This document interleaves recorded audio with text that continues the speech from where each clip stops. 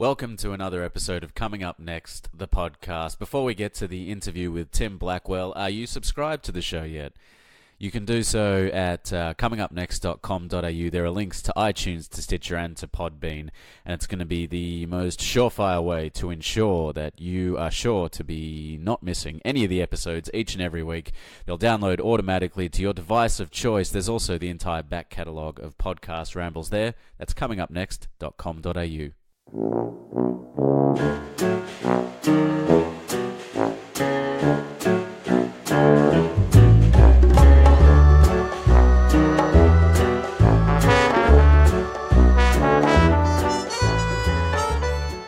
Welcome to another episode of Coming Up Next, the podcast. If this is your first time tuning in, thank you for stopping by. If this is not your first time tuning in, welcome back. Got a cold. You may be able to hear the stuffiness of my sinuses. Don't know if it's a culmination of jet lag and a lack of sleep and staying up / getting up early to do video editing, but the face has definitely exploded in a lovely sea of, well, probably don't need to go any further than that. But if you're wondering why my voice is sounding so nasally, or particularly nasally this week, that's why it is. But the show must go on, the podcast must go on, as we say, or as I'm saying right now. Thank you to Alyssa Down, my guest last week. She's the acclaimed writer-director of The Black Balloon, and she came on the show last week to share insights about her pathway, journey, career as a filmmaker. If you haven't checked it out, you can find it at comingupnext.com.au, available for your consumption, as well as the entire archives. They're also available on iTunes, Stitcher, Podbean, Spotify, and YouTube. So anywhere you find your downloadable on-demand audio content. Tim Blackwell is a name you are probably very familiar with if you live in Australia. He's currently on Drive from 4 to 6 with Kate Ritchie and Marty Sheargold on Nova. He's also regular on The Project, on Getaway, on the Today Show. Basically, if you don't know who he is, you've probably been living in a cave for the last little bit of time. Anyway, he has had quite a remarkable career and journey through the world of radio. And this week I have been very fortunate to jump on a podcast ramble with him just before he went on air, just before he went on Drive with Kate and Marty, to speak about his career, to speak about the usual kind of rambly musings. So let's get right into it. Coming up next, the podcast with Tim Blackwell.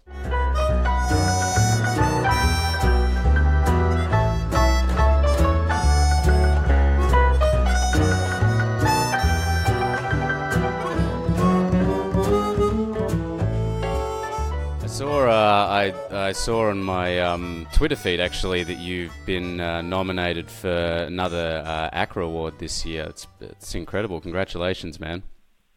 Yeah, thank you. We're going for the three-peat as the best on-air team, and there were a few little individual ones thrown in there too, but that's the big one at the end of the night. That's like the best picture nomination. Yeah, right. So fingers crossed. We won the last 2 years, which was already a little bit unprecedented, I think. So it might be a year off, but we might be going for the hat trick. I mean, it's quite phenomenal to consider where you've come from and how you've managed to forge this career in radio by, through kind of grit and determination. I guess I was really interested to speak to you specifically about that and about how you've managed to create and sustain this career in radio over 15 plus years, and you've kind of gone through the really paying your dues and working your way up through the ranks of the radio world. Oh, well, thank you. That's very nice of you. I don't know if I've really paid the dues, though, because, I mean, especially if other radio people are listening to this, like, I was lucky enough, like, the furthest away from home I moved was Perth, but that's still a capital city with the 24-hour Maccas and a nightlife. I've got friends that have gone through, very, very country, very, very tough times to kind of get into a city.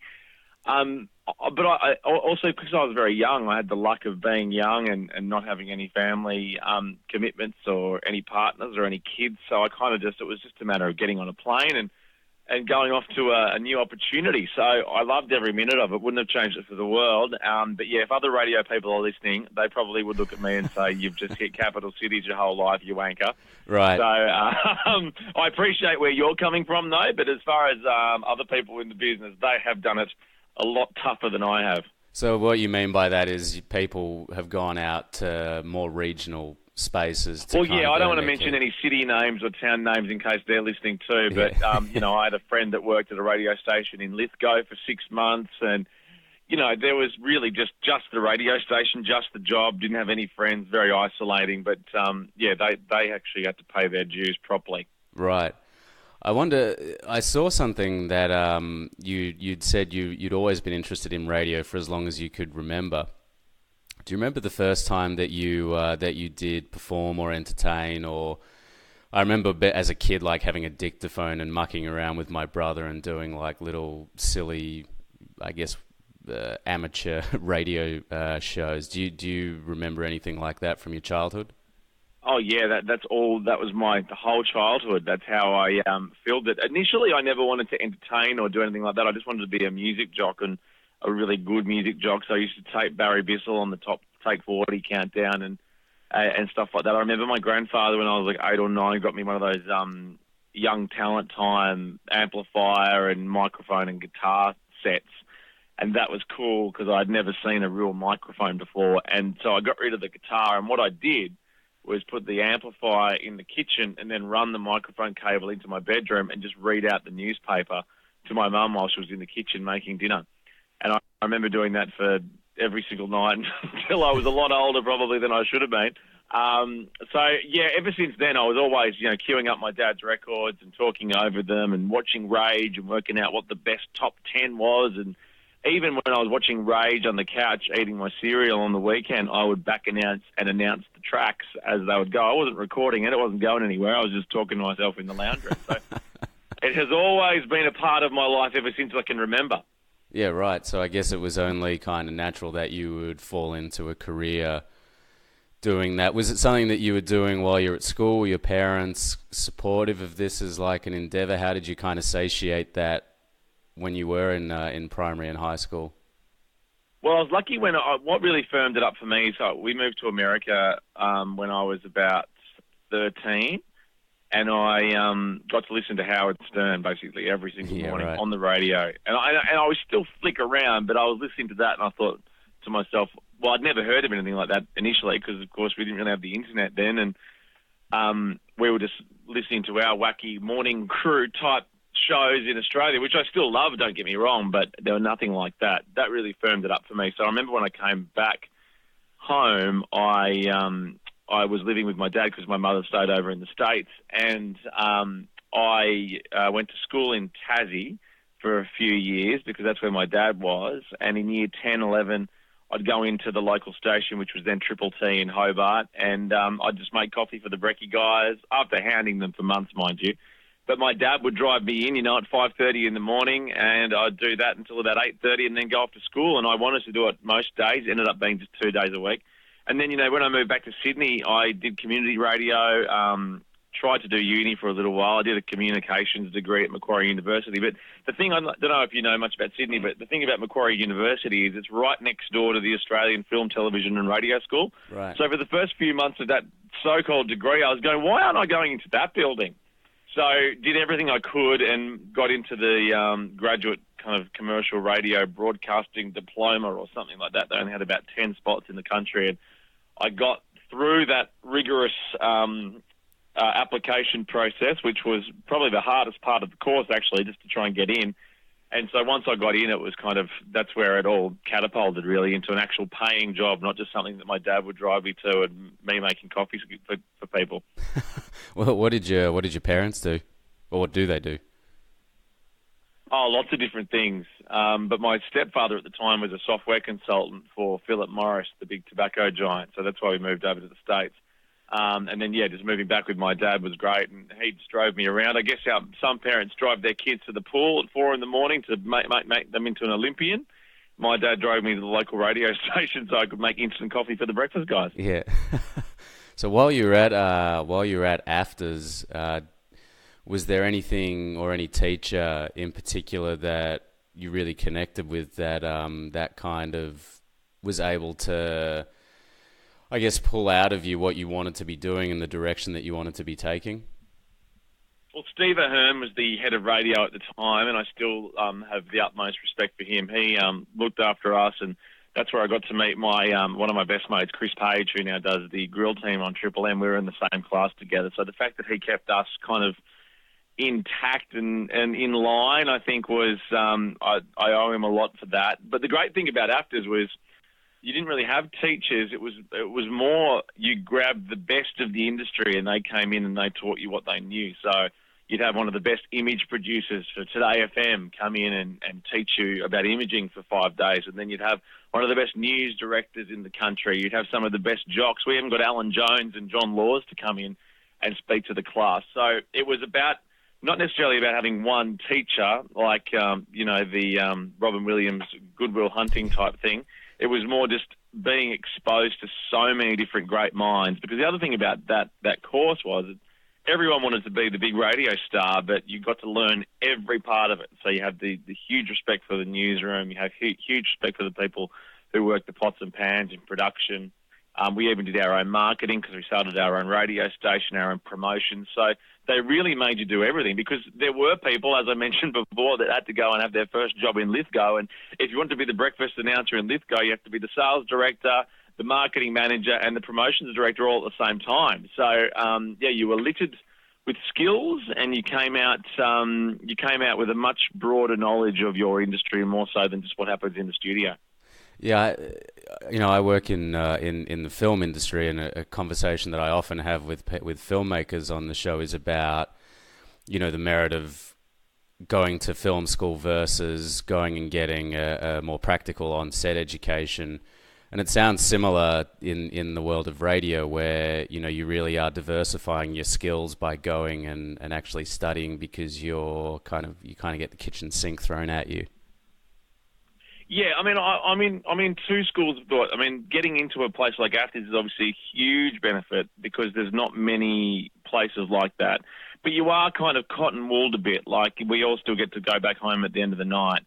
I still think that being in a working radio station with egos and the odd tantrum and low pay and bad coffee still is probably the best way to learn. So if you could somehow manage both, because that was the other thing about AFTRS is we went then and did a 2-month work placement. So I went to the then DMG hub in Albury, which they were broadcasting to 9 or 10 different stations out of one studio. So I got to do some pretty full-on network shifts in that work placement. So yeah, once you went out into the real world, you realised how lovely and safe it was back at the AFTRS campus. Yeah. Is there anything that you feel like you learned there that really, I guess, kicked your ass a little bit to the point where it's something that or a skill or a piece of advice or philosophy that you still kind of hold with you now? Oh, look, I think the thing that AFTRS taught me the most, which I probably wouldn't have gotten at that stage, the problem with school and university is you're always hanging out with people who are your own age, and that's fine, but you also think that, at 22 you know everything, and that's just the way it is because all my friends are 22 and then all the teachers are way too old. Like, the thing about AFTRS was, there was some early, late teens, early 20s in there. We also had a couple of students that were then in their 30s, which to me back then was ancient.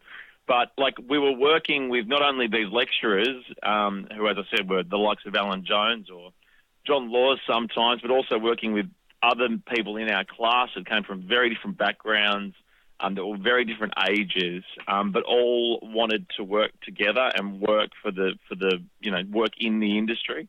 So, there wasn't really anything that I've got, an inspirational quote on my wall from the time there or something, but it was working with with very different people as opposed to people who are just like me.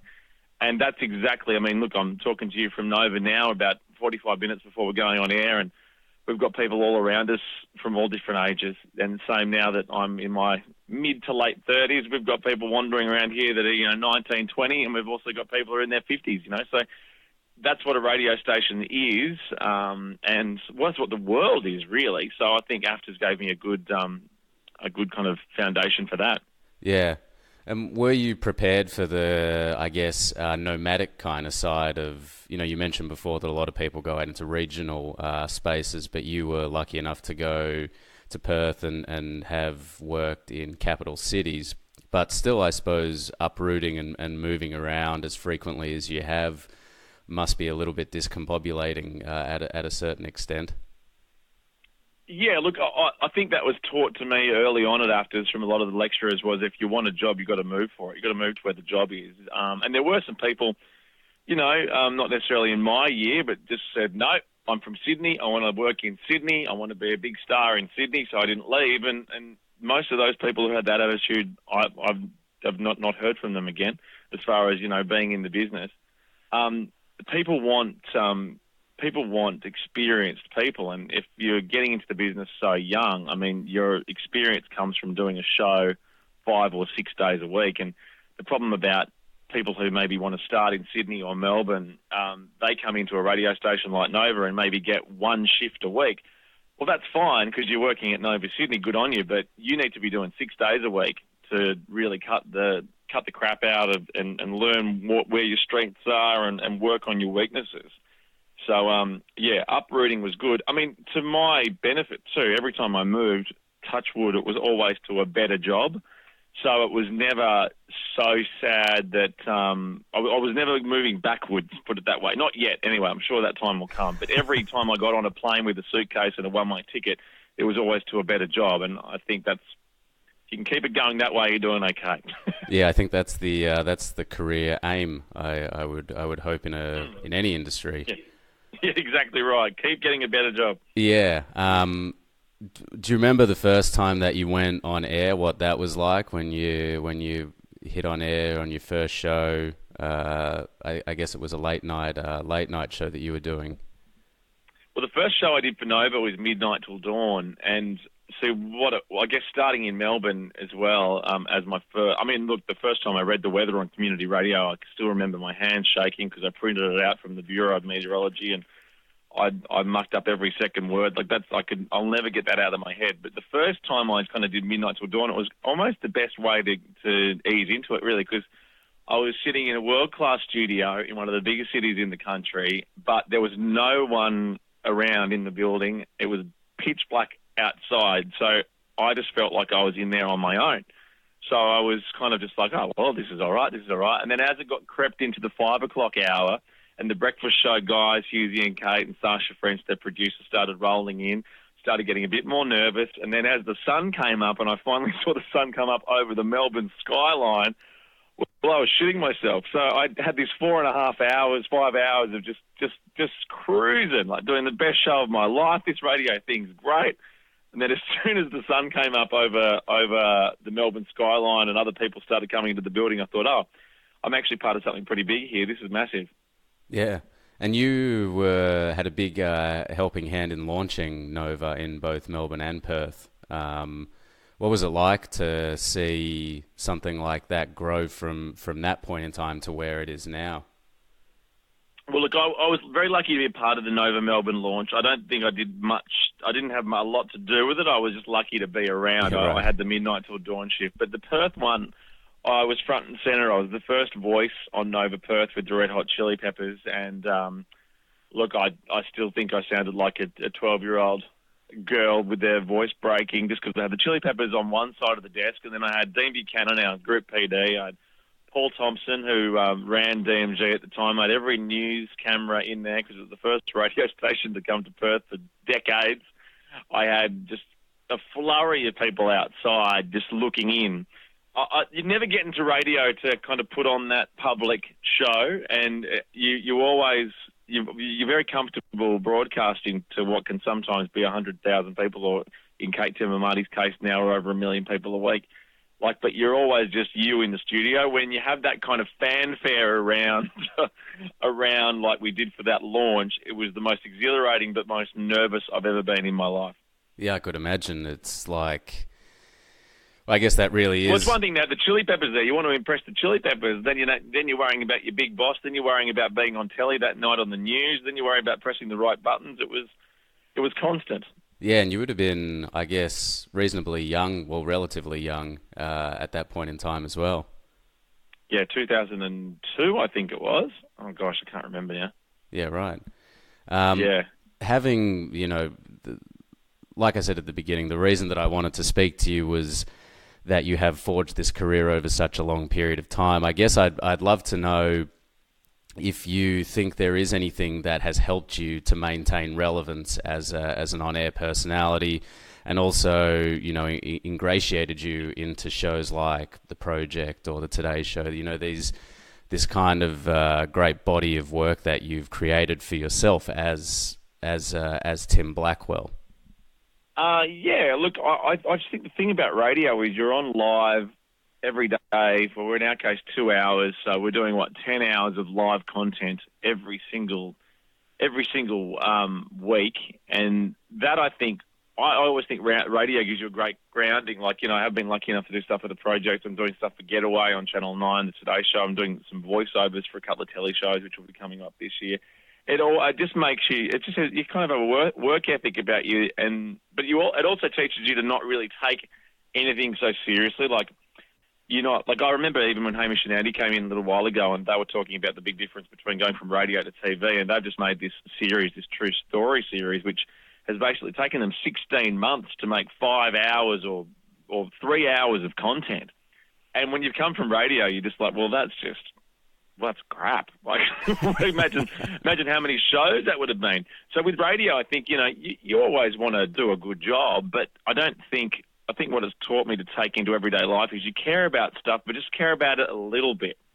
Don't over articulate it. Don't over egg it. I remember when I started out, I'd record one break 20 times. That's no way to live, because you might have stumbled on a word or something like that. So as soon as you realise that no one really cares, no one's really listening, does that make sense? I hope I've answered your question, but I think it just means that you go into other projects with a little bit of, you're caring about it a little bit, but you're not making it be the be-all and the end-all. And I think that's why I love just being able to have the opportunity to try things out on the project and do stuff on telly with the Today Show. And I think the live telly stuff, I think you'll find that people with a radio background generally master that pretty well, because this is what we do every day. The mic goes on, and sometimes we don't know what we're going to talk about. I mean, most of the time we've got an idea, but a lot of the time it's just rambling. Well, that's what my whole I've created a whole podcast predicated on rambling. Yeah, exactly right. So I hope that answers your question. I think I answered so long I forgot what the question was, but hopefully there was an answer in there somewhere. It was something about how you've created the longevity that you have created. But I think it's back to the people as well. Like I mentioned with the Afters people, it's about realising that you're not going to get this without people around you, and you've got to be a good employee in the radio station as well as a good on-air presenter.